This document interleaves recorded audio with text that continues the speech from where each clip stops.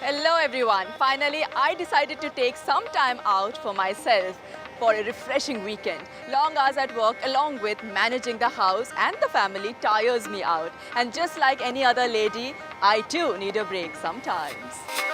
All my dear viewers, मैं समझ सकती हूँ कि आप जो भी काम करते हैं उसमें आप कितनी मेहनत और प्यार डालते हैं. That's why you too need a break. Do something special to honor who you are on the International Women's Day weekend. And that's why I'm headed to the Le Méridien Alaka Beach Resort and Spa in Fujairah to pamper myself. Come and join me for this exotic experience.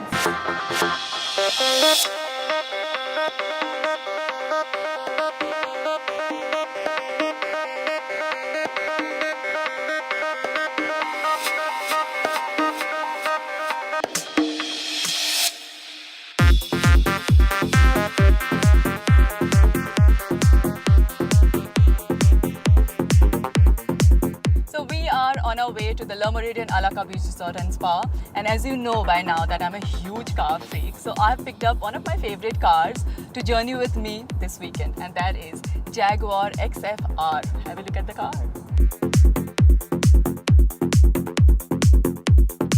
It's going to be a long ride and I want to make sure that it's stress-free. So for a discerning driver like me, Jaguar XF-R fits the bill with its philosophy of intelligent power, luxurious interiors, seamless power delivery and smooth refined performance. To kick off tonight's episode, we are getting you a successful Emirati woman, Naila Al Khaja, who will share her success story with all of us to inspire us.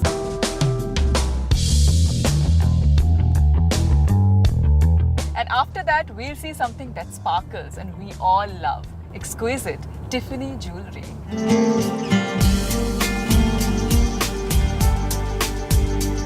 And for all of you who've got fetish for shoes, next segment is just for you because we are showing you the fabulous new line of Kurt Geiger.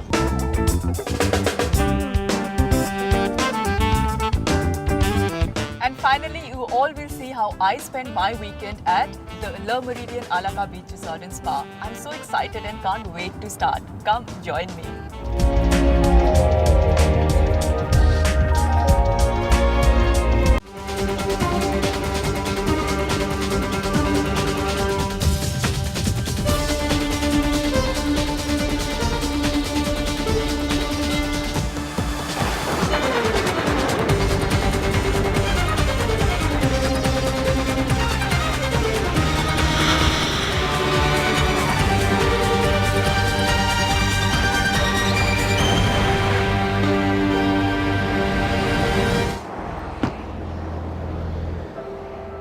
Since we are honoring International Women's Day, let me introduce you to an Emirati lady whose success story is both inspiring and encouraging.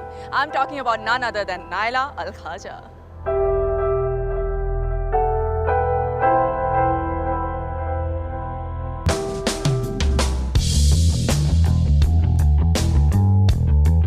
Naila is the founder of D7 Motion Pictures, a Dubai-based production company which produces documentaries and films. Naila graduated from Dubai Women's College and after a short stint with Arabian Radio Network, where she hosted her own travel show, she found her true calling was filmmaking.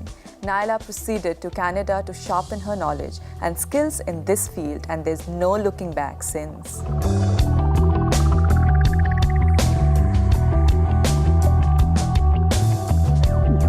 From a very traditional family, but yet both of my parents are entrepreneurs, so they've always been very business oriented. Although they're not in the arts field, but they still have that. My dad especially is extremely ambitious, so is my mom, but they both have tried, I think, every business under the sun. And so they have that spirit of experimenting. And it just happened to be that I'm very, very inclined and attracted to the arts. So that's why I got into the arts. So both parents, they thought that I'm gonna grow up and be a famous painter or an artist, and I guess they got disappointed when I took a completely different route and I got into show business, specifically film. And film is a very scary word for a lot of parents, not just my family, because it's a very new industry to this region. It attracts a lot of madness. It attracts a lot of people who are just big in their thoughts, big in their clothes, very brash, very sometimes vulgar, sometimes very open, fearless. unpredictable, mysterious. So to have their daughter work in such atmosphere is quite challenging for my family, and I can understand the fear that gets attached to that.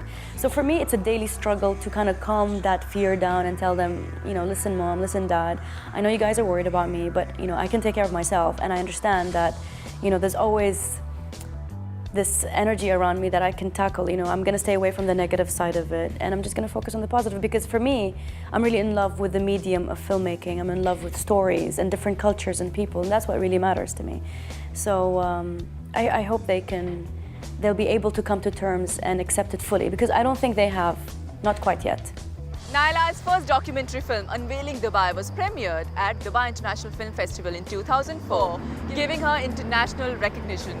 She has made many more meaningful films after that and touched upon topics which are sensitive to discuss in the Middle East, such as child abuse and dating. Because I'm the first female producer in the country, that can either be a scary sign for them, or it can be a positive thing. The country has been super supportive. My friends have been very, very supportive. The leaders of this country, they've really been supportive. Actually, I'd like to mention Sheikh Nahyan bin Mubarak Al Nahyan, who inaugurated my first film. So for me, that was a big sign of huge support, which opened a lot of doors towards the media and exposure, which also, it's one thing after the other. It opened different clients for me. It also helped me start my own business. But when it comes to traditions and first cousins, aunts, uncles, there's still a lot of question marks and resistance, because it's like we don't have girls who run around, travel the world, and shoot films. That's just not happening. And then I came to terms with my family, so they gave me kind of like a middle road, or I could say almost like they drew a border. They're like, fine, you can be in this industry only in one condition. And I'm thinking, okay, here we go. So they're like, you can only do documentaries. If you get into feature films, then it's a big disaster. We don't want to be associated. Then that's the challenge, how do I just do documentaries for the rest of my life? Yes, I am attracted to them very much. I'm actually working on one right now. But I do want to do feature films, because that's what I studied and that's what I am completely passionate about. Because I feel as a producer, I can make, let's say, 2 to 3 films in a year, later on in life, as opposed to shooting one film. But that doesn't really say much. But what it does say that I'm an entrepreneur, I'm a businesswoman, and I'd like to help start a film industry in this region. That's what I want to do.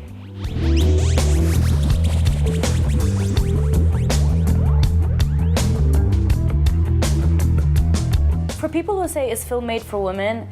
Is anything made for women? It's such a it's just like saying the camera doesn't understand your gender. It really doesn't. I mean, I can probably put 5 films that were made by women and men and test people and say, who do you think made these films? And I bet you they're gonna get the wrong answers, because it's not about who makes the film. It's about if you're professional enough and if you have the skill sets to make the film. It's about being a professional. It's not being a woman or a man. Yes, maybe in some areas in the world it's easier for guys than women, just because women actually enter this field very, very late. But that has completely changed. There was just more men in the field, being dominant in the field, and I think that's really shifting, just like everything else in the world. Looking at our country, not even in the film field, but in other fields like women ministers, women judges, first Formula One driver. There's so many females doing all these unorthodox careers, and I think it's just that the country's young, but women in the world have generally come into the career mode pretty late as opposed to men. So we won't be here, but within 100 or 200 years, I think there'll be a massive shift. And maybe people will be like, what is it like being a man in a woman's world? Knowing that there are more women birthed than men. So they gotta watch out. Wow, women like her are really an inspiration to the youth. Remember, if you can dream it, you can become it. And that's exactly what Naila did.